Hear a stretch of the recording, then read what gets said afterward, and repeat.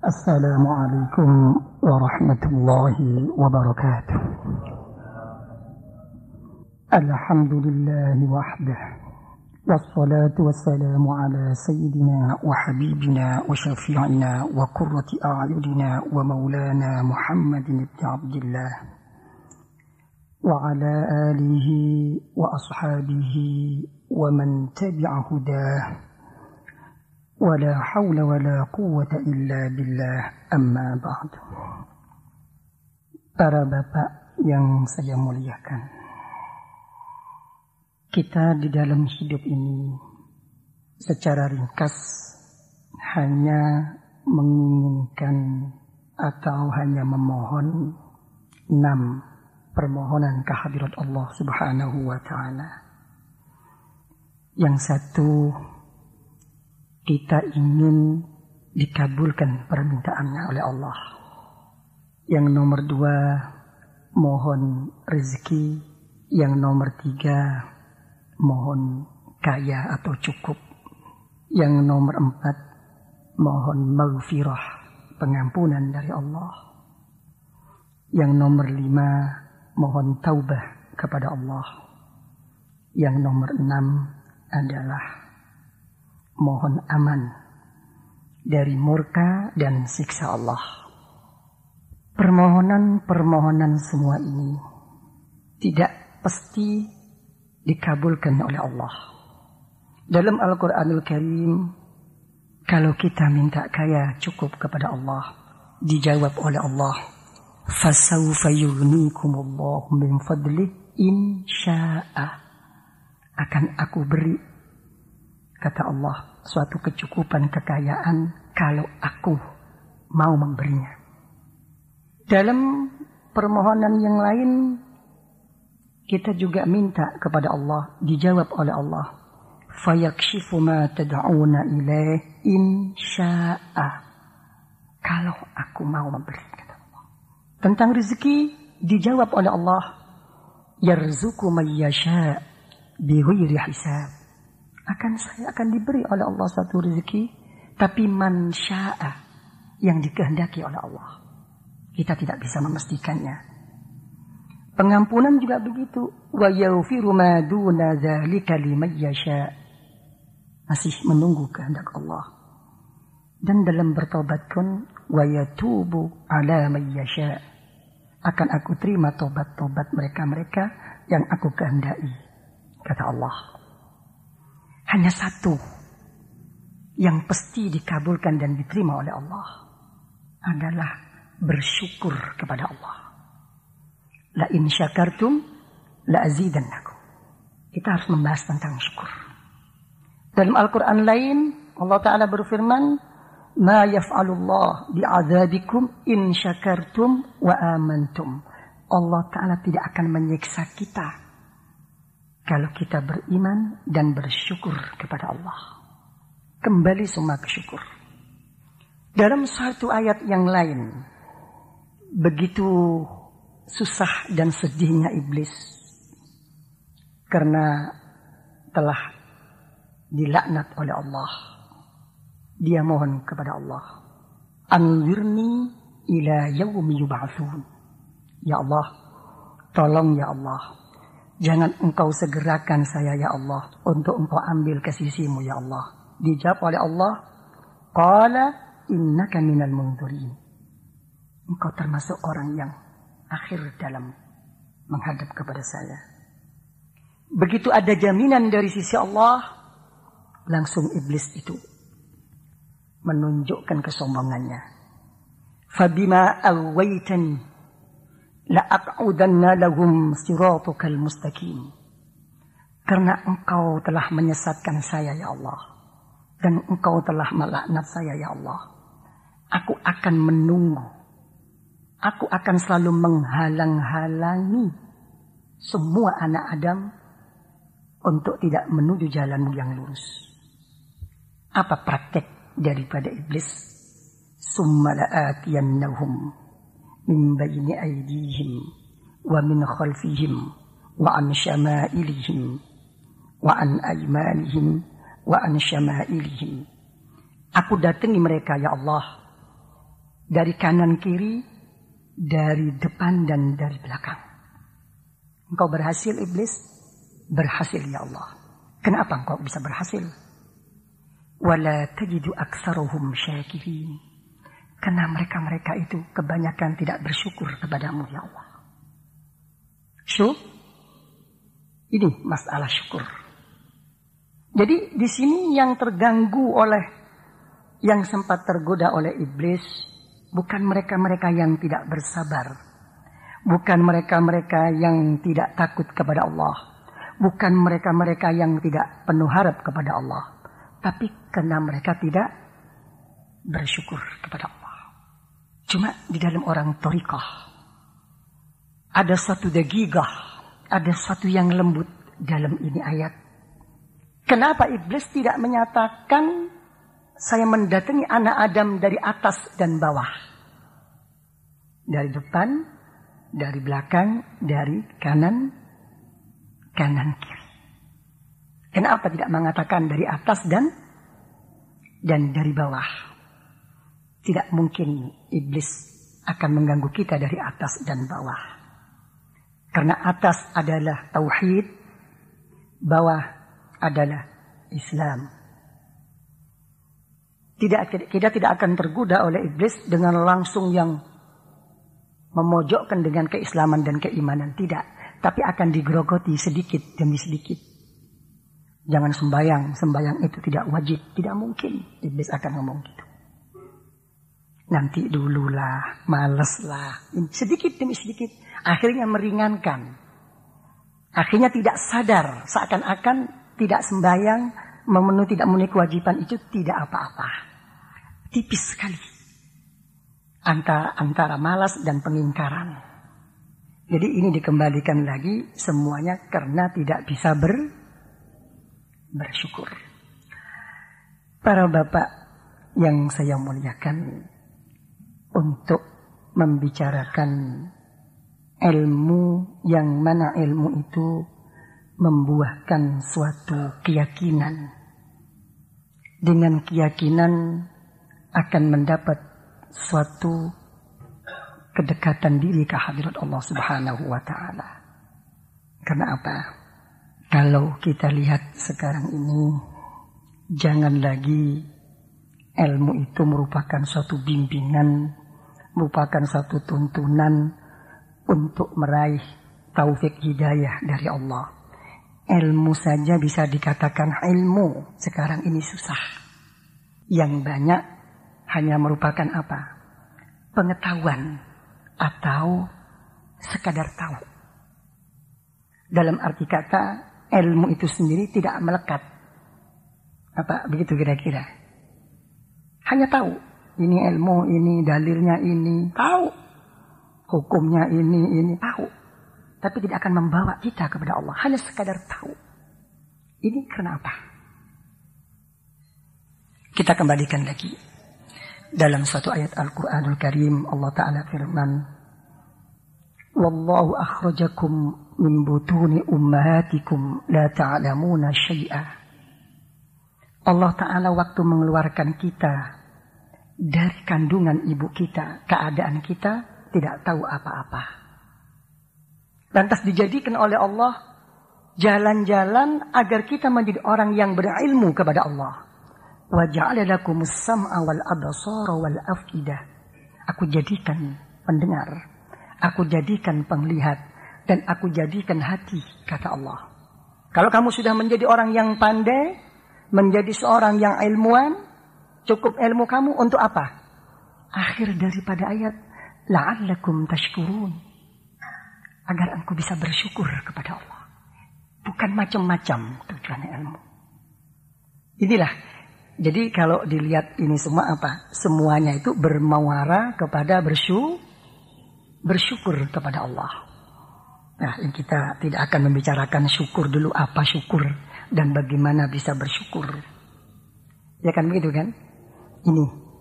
Jadi kita mau membicarakan tentang ilmu.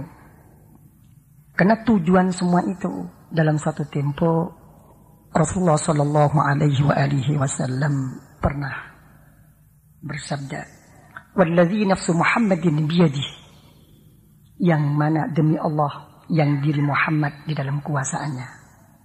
Beliau sampai bersumpah, la in syi'tum la'aqsimanna lakum. Kalau kamu kurang puas, kurang percaya, saya akan bersumpah kepada Allah. Apa yang akan engkau sampaikan wahai Rasulullah?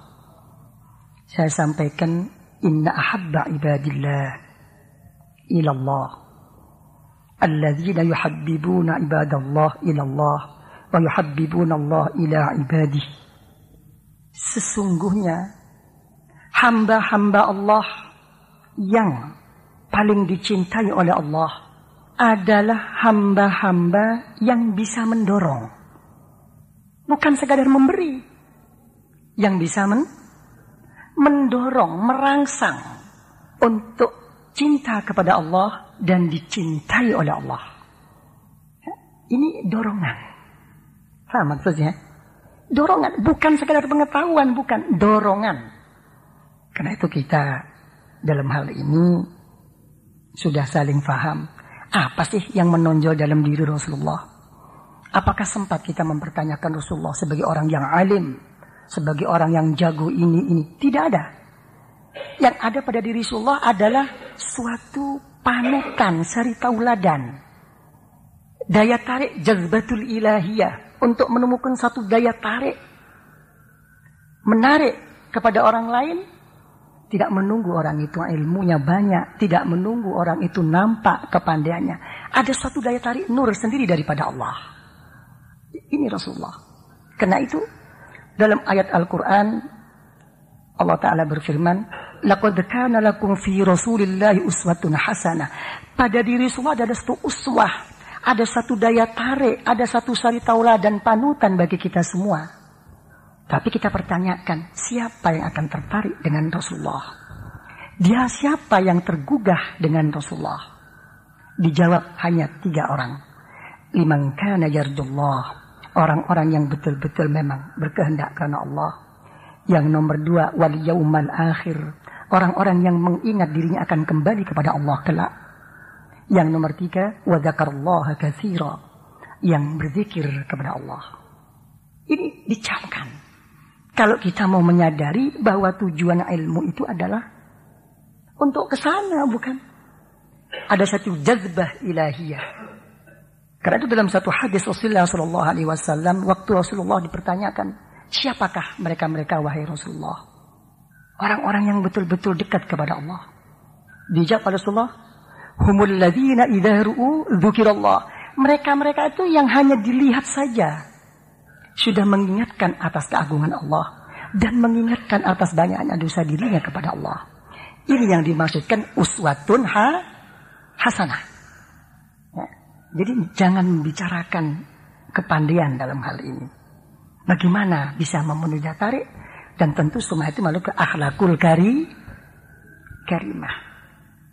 Ditanyakan sahabat, apa yang mereka lakukan yang mempunyai satu dorongan, yang mempunyai satu daya tarik untuk cinta kepada Allah dan dicintai oleh Allah? Dijawab, mereka adalah alladzina yamshuna fil ardi bin nasihah. Orang-orang yang berjalan di atas bumi ini dengan membawa nasihat. Ma hiya nasihah? Mari kita bicarakan. Apa yang dinamakan nasihat itu apa? Karena dalam hadis yang lain, ad-dinun nasihah. Pokok yang utama dalam agama adalah nasihat. Mahiyan nasihah. Sampai dipertanyakan Rasulullah, liman ya Rasulullah? Nasihat untuk siapa? Untuk Allah, untuk Rasulullah, dan untuk semua orang mukmin. Mahiyan nasihah. Secara ringkas, praktek daripada nasihat adalah satu, adanya niat yang baik terhadap orang lain. Ya. Lantas memberikan sesuatu yang baik. Kalau sudah memberikan sesuatu yang baik, bagaimana agar diterima dengan baik? Ini mudah. Tapi untuk ditingkatkan ke atas lagi, dan bagaimana dia jadi baik? Apa cukup ilmu yang kita ajarkan? Tidak cukup. Ya ada satu hubungan pribadi antara si pemberi nasihat dan orang yang dinasihati. Antara guru sama murid ada hubungan rohaninya, harus dimohonkan kepada Allah. Bukan hanya lontaran-lontaran ilmiah, tidak cukup. Dia agar jadi baik. Kalau dia ngerti, alim, mungkin. Tapi kalau dia jadi baik dan diterima oleh Allah, tidak cukup. Ini kadang-kadang yang banyak kita lupakan. Saya sering, apa bedanya ulama sekarang dengan ulama dulu? Tidak banyak perbedaan, hanya satu. Kalau ulama dulu banyak menangisi umatnya kepada Allah. Kalau kebanyakan ulama sekarang hanya menuntut kepada umatnya. Ditangisi. Ya kan? Untuk jadi baik berhasil tuh haqqullah. Kita hanya berjuang. Ini. Jadi bedanya ini aja. Sudah paham ya? Jadi secara ringkas dikembalikan kalau sudah menjadi orang yang cendekiawan, orang yang intelektual atau orang yang alim, jadi beres ilmunya hanya satu, la'allakum tashkurun. Ini luas sekali pengertian ini. Ini kalau sampai salah pakai, ingat apa sabda Rasulullah SAW, rubba qari wal Qur'anu yal'unu. Tidak kekurang-kurang orang-orang yang alim ilmunya, yang cukup dalam segala macam pengetahuannya, tapi dia nggak sadar wal Qur'anu yal'anu. Quran bisa yang melaknat dirinya di sisi Allah. Karena apa? Sudah paham ya? Jadi ini sepotong tentang apa? Tentang ilmu. Karena apa? Karena seorang ulama itu sangat mulia di sisi Allah. Al-ulama warasatul anbiya.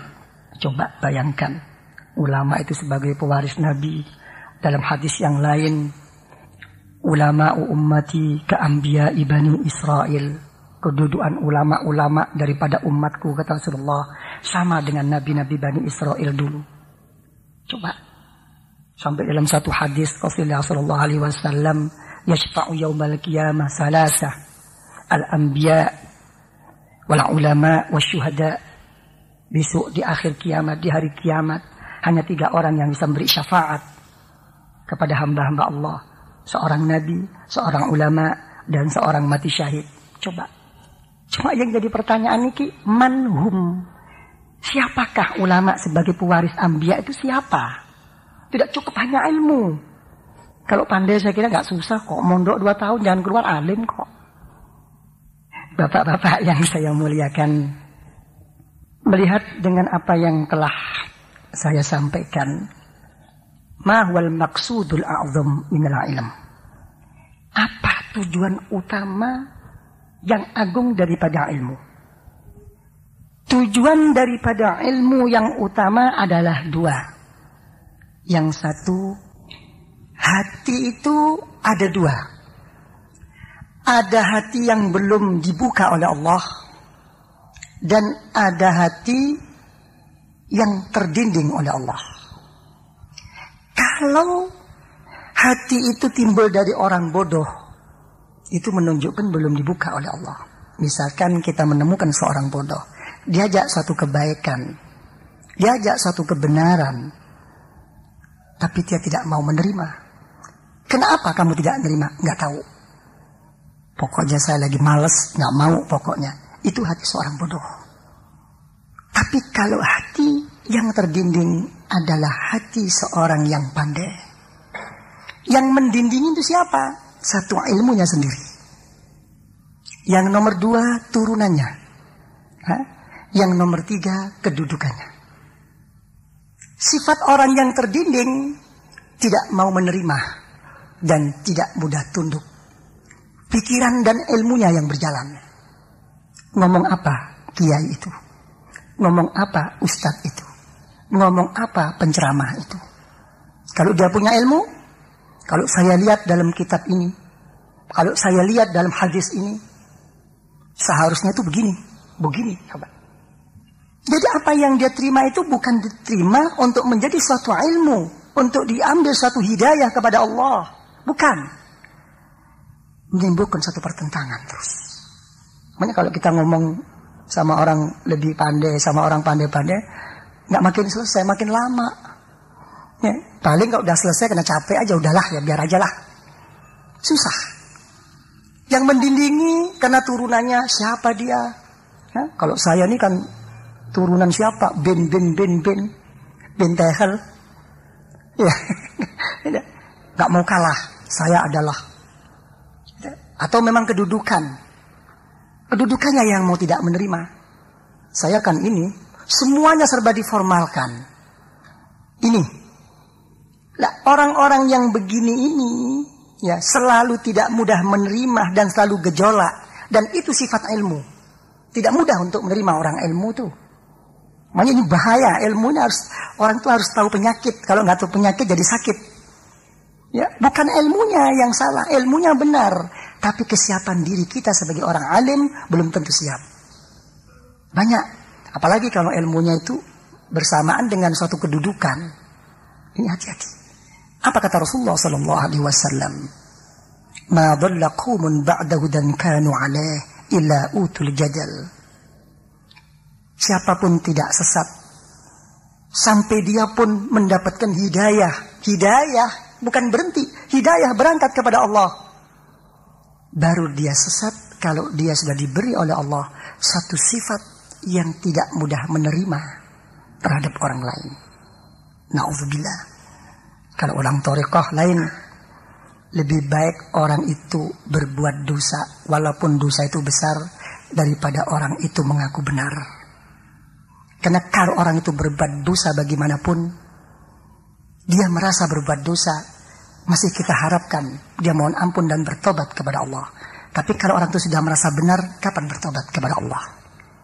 Apalagi kalau kebenaran itu sendiri ditunjang oleh kepentingan-kepentingan, kapan bertobat? Ini yang jadi ramai sampai sekarang begitu lama kan karena semua merasa benar. Hati-hati.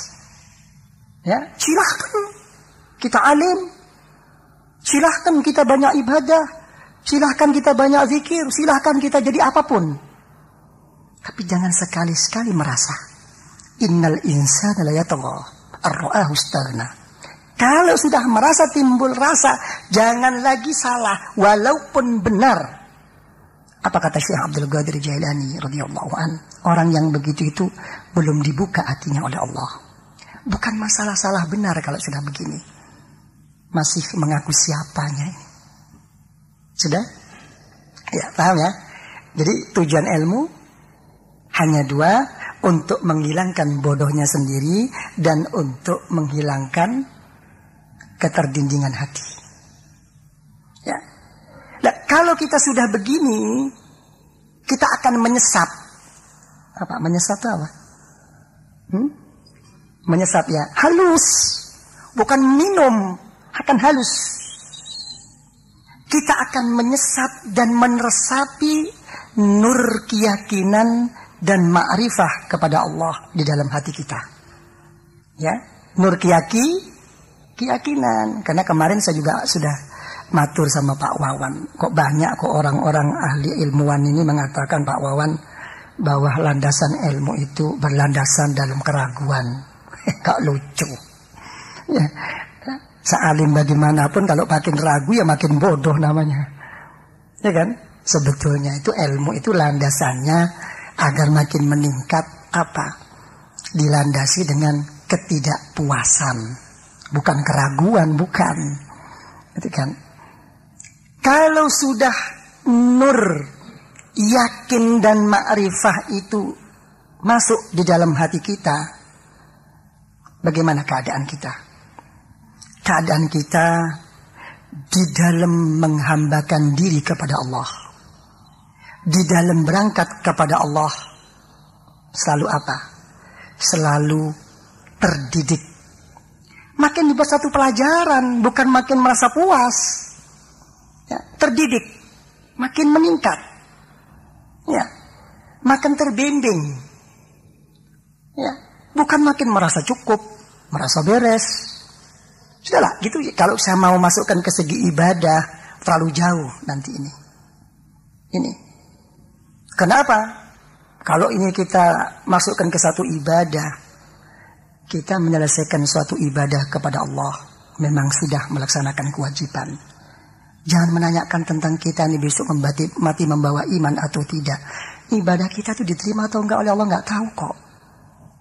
Adab-adab di sini kadang-kadang lupa. Sudah. Kenapa kok begini? Coba lihat Hatta tawarramat qadama, sampai bengkak kedua kaki Rasulullah sallallahu alaihi wasallam. Sampai sedih Sayyidatuna Aisyah, istri beliau. Apa kata istri beliau? Ada apa engkau membuat susah-susah begini wahai Rasulullah? Sedangkan engkau telah tahu ya Rasulullah, engkau tidak punya dosa, tidak punya salah, dan tentu akan besok kembali dan diterima oleh Allah. Bengkak kaki Rasulullah itu. Bengkak apa? Ibadah apa sampai bengkak ini? Ya, kita gering-geringan aja udah ngomel kok. Ya, mana kita? Jangan ngomong kita mau sabar sama orang. Jangan ngomong kita mau menerima sama orang. Kita ibadah sama Allah aja nggak sabar kok. Sama Allah aja nggak sabar. Kok mau ngomong sabar sama orang? Gak usah jauh-jauh ngebat contoh. Apa jawaban Rasulullah? Afala akunu abdan syakura. Apakah salah saya wahai Siti Aisyah? Saya ingin jadi hamba Allah yang bersyukur kepada Allah. Jadi semua ini adalah kembali ke syukur sebetulnya ini. Coba kelas Rasulullah Sallallahu Alaihi Wasallam yang beliau sudah pasti diterima di sisi Allah. Lihat dalam satu hadis sahih, beliau mengatakan, Innahu la yughanu ala qalbi. Sebetulnya hati saya terdinding oleh Allah. Bukan terdinding suatu kegelapan, bukan terdinding suatu kesalahan, bukan terdinding suatu hal-hal yang tidak diridhai oleh Allah. Beliau diterdinding oleh Allah suatu nur, ketinggian derajat di sisi Allah.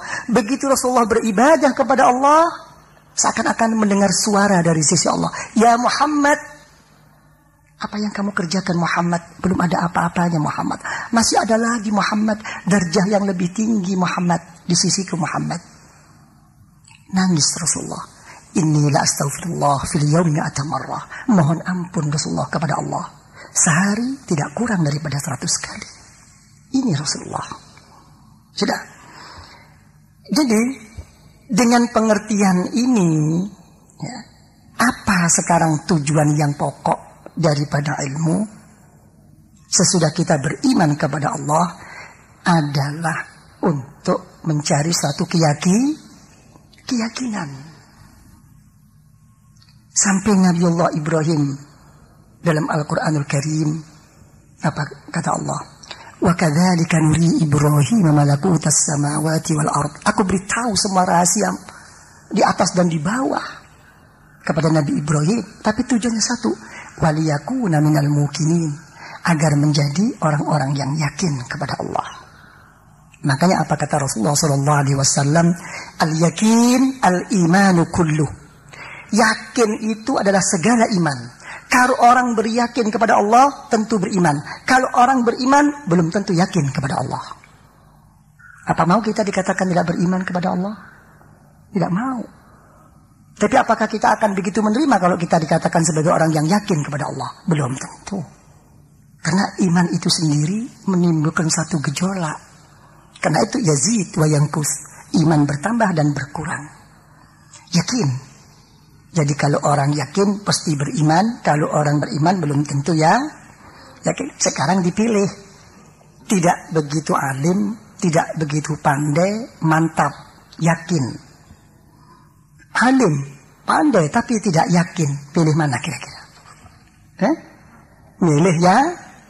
Milih yakin. Satu hadis Rasulullah Sallallahu Alaihi Wasallam, ada seorang laki bertanya kepada Rasulullah, ya Rasulullah, seorang itu baik keyakinannya kepada Allah dan banyak dosanya kepada Allah. Ada orang begitu semangat di dalam beribadah kepada Allah, begitu sungguh kepada Allah, tapi begitu sedikit yakin kepada Allah. Itu baik mana wahai Rasulullah?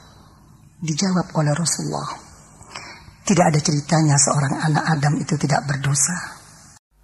Di dalam apa majelis yang selalu kita datangi ini tiada lain adalah semata-mata kita untuk mendekatkan diri ke haribaan Allah Subhanahu wa ta'ala, untuk meraih ridha Allah dari sisi Allah, agar kita mendapatkan husnul khatimah ma'anai di syafa'atil uzma min Rasulillah sallallahu alaihi wasallam.